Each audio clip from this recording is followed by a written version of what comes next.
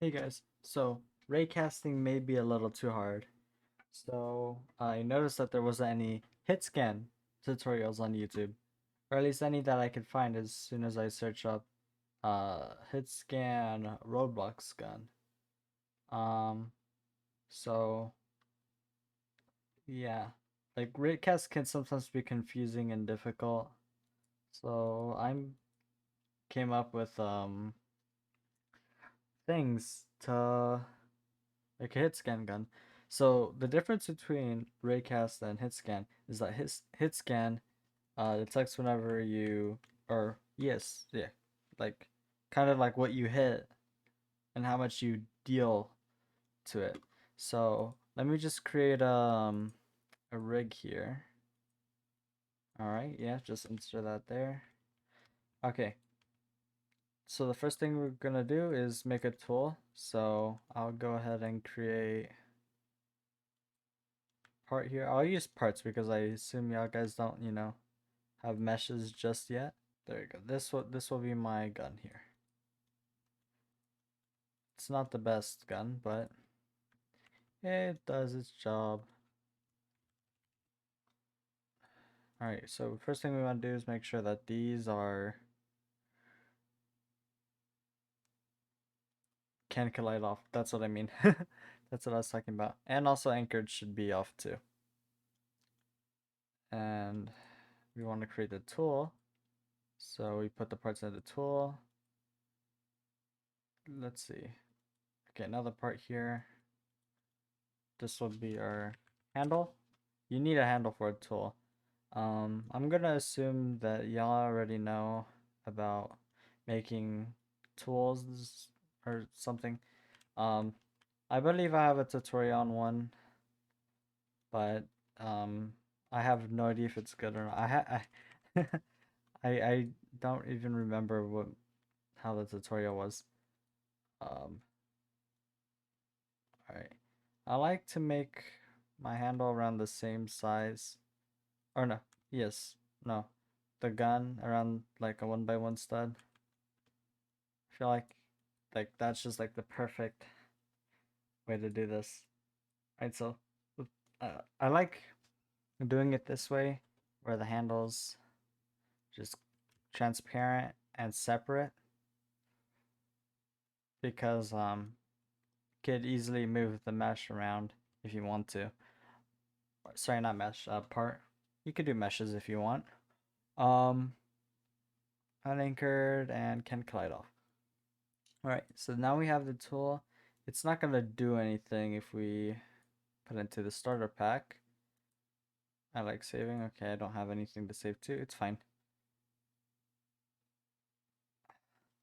See, oh, I need, okay. Well, first of all, there's one issue. Ready? I forgot to weld all the pieces.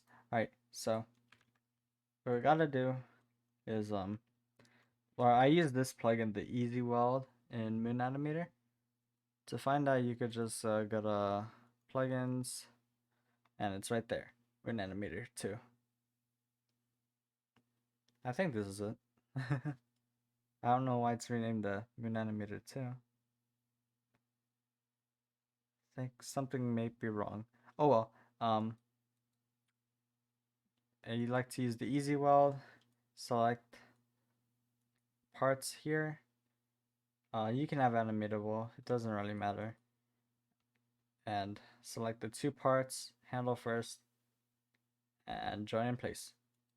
So now you have these parts welded, and I believe as soon as we put it in the starter pack, I was gonna save. It's a habit to keep saving. I think I forgot to move it. Yep. Starter pack. Playtest. And now we have the tool. It may be facing the wrong way, but that's okay. Because all you gotta do is, if you don't already have this plugin, it's called Tool Grip Editor. Editor. Editor. Oh well. You can just simply do this. Rotate it like that, facing forward, or at least close. And also, if you want, you could Move it in a little bit to the right. That's what I usually like to do. All right. I was about to save again. It's just a habit for me. All right. So here now we have a gun, and it won't do anything if you click, um, because we haven't scripted anything. Um, so first of all, we want to add a local script. Or, we need to get the mouse, and we can only do that with the local script. So we press the plus, we add a local script, and let me see if I can find my other thing. All right. So the first thing we want to do is get the gun. So, what's caps lock? Local gun equals script dot parent, and that's where your script is gonna be, hopefully. And you want to get the your character. Actually, never mind. You probably don't. I don't think I ever used that. No, I haven't. But sometimes it's helpful to have it if you want to do something with your character, I guess. So if you want, you could just do local character goes gun parent. Because some people know how to, edit scripts to their liking and needs, or modifying, I should say. Players, local player for your character. No, for your player. Characters like what's in the workspace. Players what's in the players thing. All right. Now, to get the mouse, we're gonna need to create or actually get the mouse. So we need to do local mouse equals player colon get mouse. Now this gives us the mouse. So we have the power to click at something, and it'll tell us what we clicked on. But in order to do that, we have to do a few things. All right, so since the gun is a tool, we can have access to gun.activated. So we could connect function here, and now we've created the connect for when the tool is clicked, which is what activated means. And to start off, we could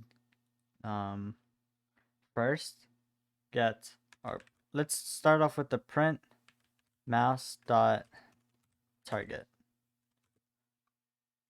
All right, I was gonna save. So what this does is when you click, it's gonna print the mouse, or no, what the mouse is clicking.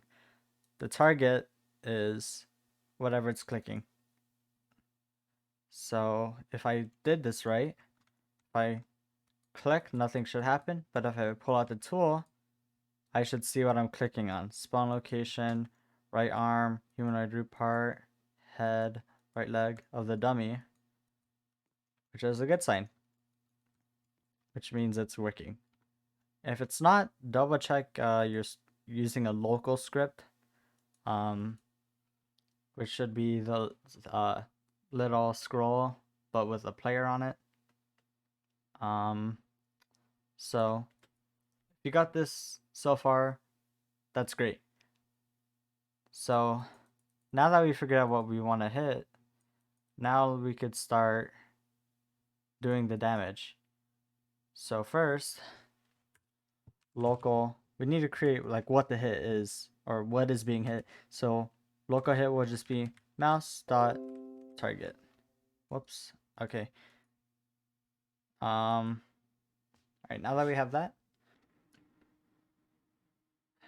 what was I gonna do? Oh yes, that's right. We need to deal the damage to the player. So if you want, you could do local damage equals a number, like 24 or whatever. Or if you want, I don't know, you could do math.random. Let's say 25 to 45.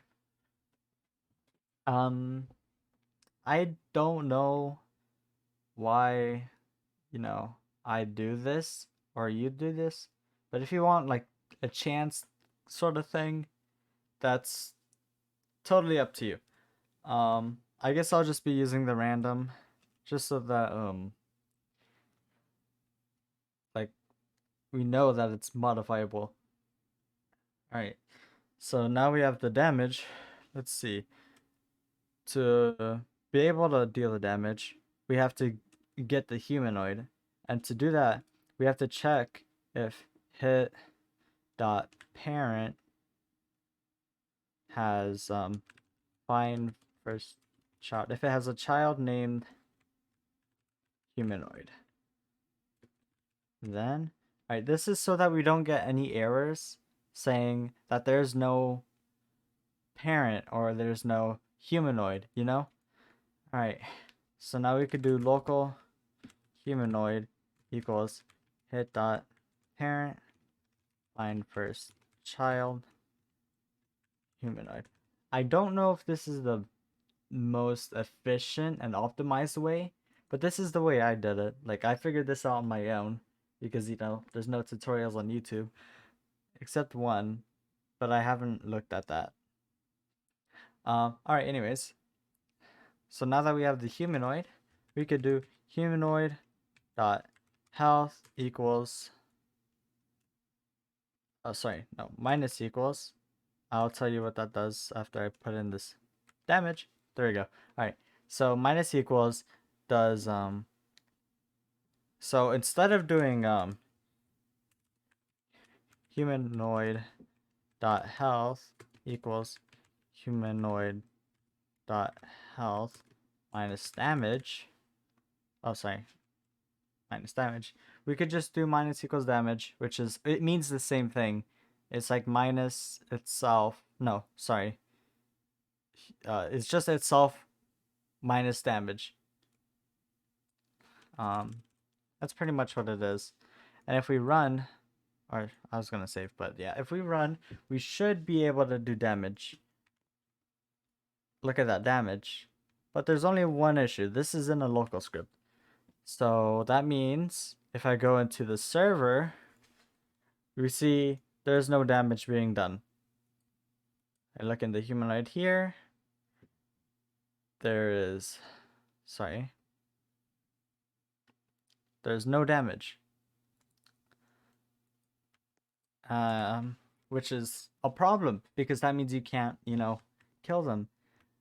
They'll just be walking around in parts, invisible. Invisible to you. All you see is their body parts on the floor, and they're not gonna respawn, and they're just gonna be invisible to you. And you know that's a problem because like then the game's not working. So to fix this, there's more tutorials that talk about what these things do, which I recommend doing because it's probably better than me trying to explain it. So first, in the replicated storage, we're going to need to add a remote event. Now this is what a local script can launch or fire to cause a server script to function. Yeah. So let's create a damage event. That'll be the name. And I will probably do multiple parts of this because I'm kind of like using it myself. Alright, let's see. Okay, so instead of all this, we're gonna remove it. We're not gonna, actually we could cut it. Control X to cut. And just keep it in your clipboard for a little bit. Alright, so first we're gonna need to get the replicated storage. So let's do local rs, or if you want to type out replicated storage, that's fine. Game dot, sorry, I have to look at my other screen where I got this from. Or well, I already made it. Here I could show it off. Like it's already been made. There's so many other things that we'll be getting to. Yeah, I'm not stealing this. I literally came up with this just like a few hours ago. All right. It's really simple. So it's not really um impressive or anything. All right. So, game, get service, and replicated storage. All right, now that we have replicated storage, let's pull out those events. So, sorry, the only event, damage event. All right, so damage event would actually just be, sorry, rs, wait for child, um, damage event. All right, make sure everything's spelled the same for a little bit. Make sure everything looks good. All right, so now that we have the hit and damage, we could, and we have the event, we could take the damage event, fire it, and give it the hit and the damage. All right, now that we have those, let's go to script service, add a service script, and let's copy the replicated storage and the event. So actually, before you do that, paste paste this down here just so that it remains there. All right, so get replicated storage and get the event. All right, now that we have that, let's take the event and do dot on server event connect function and player. Let's see, what order did we have it? Hit and damage. So hit, damage. All right. So these names don't really matter. It's the order that matters. So the reason why we added player is because when you're doing an on-server event, the first thing it wants to do is get the player and then whatever you defined. All right. So what on-server event does is when the event is fired, it starts this, which is why we do a connect function.